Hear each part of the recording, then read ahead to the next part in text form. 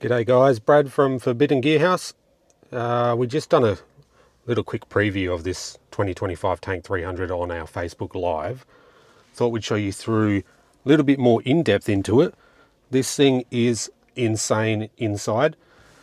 This is red leather, which GWM Australia doesn't currently do. Hopefully they do. But obviously the biggest upgrade here is the main screen, the steering wheel, the D style they're calling it, with these little roller switches, similar to a Tesla. And then obviously this whole switch panel here. So this is actually a column shift up here on the back. For those that you have ever driven a column shift. Those that haven't, it's pretty easy. It's a bit awkward to get used to when you first start driving it.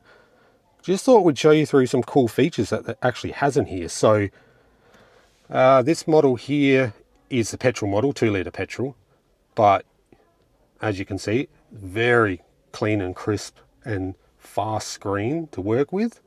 This is quite cool, the infotainment with the graphics. So if I open the driver's door, you'll see driver's door is open. Does it for all the doors. Another cool thing it actually has in here is, I'm currently in it at the moment, so this is a self-adjusting mode. So you've got Eco, Normal, Sports, and then you've also got a high-speed off-road racing mode, which they won't let me try. Apparently they'll leave that up to the customer. So this is actually a self-adjusting mode. So sort of similar to the self-learning adaptations that the vehicle does itself, this is on the entire driving mode. So the harder you drive it, the more of a sports mode it's going to calibrate itself to. The softer you drive it, obviously more of an eco mode. But we'll show you on here. Sorry, bear with us. These switches are crazy to get used to, because this is obviously like nothing GWM has ever done. So 2 high, 4 high, sorry, and 4 low over there. Your mode selector here, up and down. It's not going to let me do it because they won't let me start the vehicle because we've brought it back inside. But it will change on here. It'll show you on here, sports, eco, normal. Car changes to green for eco, white for normal, red for sports. But if we go into here, there's your 360-degree camera. It's very crisp. You can also get it through your switch panels on here, but through your roller switches. There's your music. The sound system is actually really good compared to the likes of what comes in the Canon. You can get, this is fairly similar. It's a bit updated with the graphics. There's a few extra graphics that we don't currently get in Australia, because they have better off-road modes, like your inclimeters, altitude, all that sort of stuff. Heated and cooled seats, that's pretty cool. The driver's seat has a welcome function where it can slide back and forth when you turn on and off the vehicle. All your stability control, front, rear diff lockers, tank turn, which if you've got a tank, you already know about that. Cup holders are not really sure what fits in that. Little baby's bottle maybe, that's a very tiny cup holder. But yeah, this thing is incredible, guys. It's got way more functions than what we've ever seen in any GWM vehicle in Australia, even the Alpha or the Tank 500. Twin wireless chargers, that's incredible, and they're quite big as well. So that's a Google Pixel, and there's heaps of room in there for it, and it charges quite quickly. I asked them about the wattage. I think there's a bit of translation breakdown. They're not too sure about the answer of, or the question that I was asking. Complete through tunnel under here, which hopefully we can show you there. Pretty cool for storage. It's got USB-C fast charger down there and a standard USB-A. Yeah, this thing is crazy. These switches are really nice. That's just a little flick. 4 low, 4 high, 2 high. Bit more on the infotainment screen. Here's all your settings. It's amazing the amount of customization you can do on this vehicle. So there's all your home settings. You can customize these. I've been told I'm not allowed to. Then you got your vehicle settings. You can customize your buttons on there. It's got parking features on there. These two are customizable.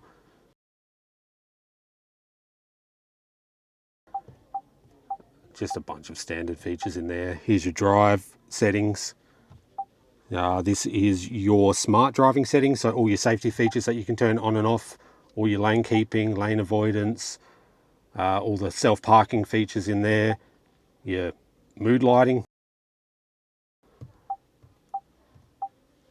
and then just standard stuff like screen settings, sound settings, voice settings, etc. Here's your 4x4 off-road mode. So there's all your tire pressures. You've got all your angle sensors, altitudes, pressures.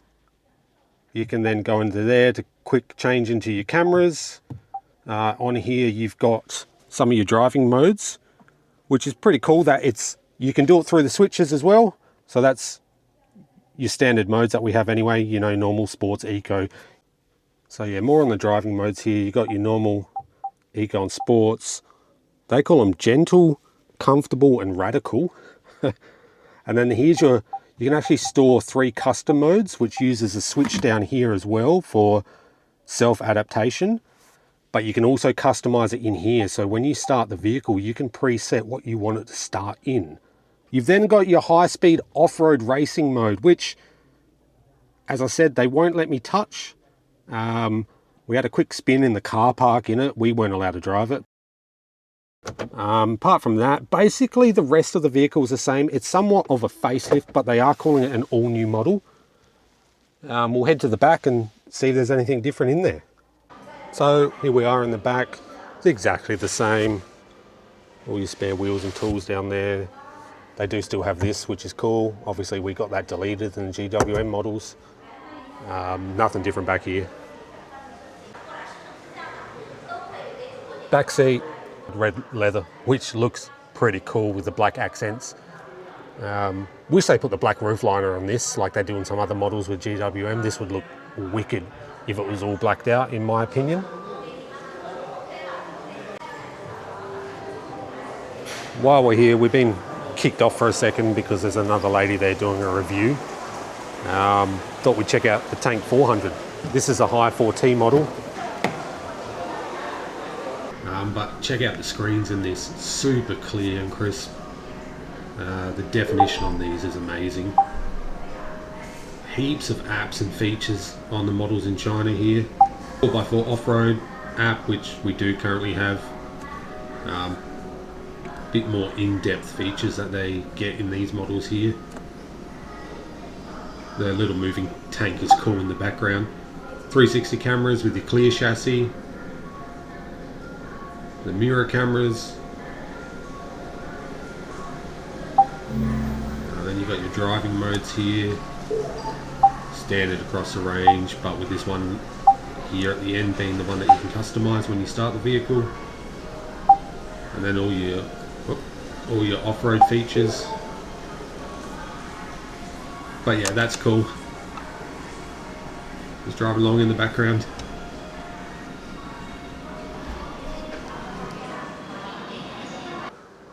Yeah, this thing's sick, guys. Full LED digital rear view camera.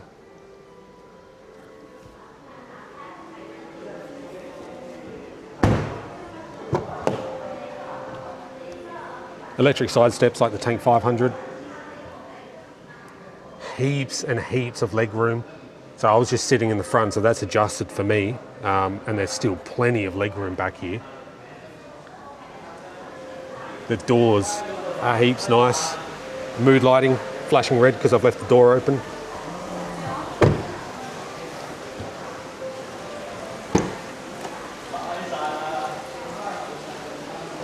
It's actually got fantastic boot space.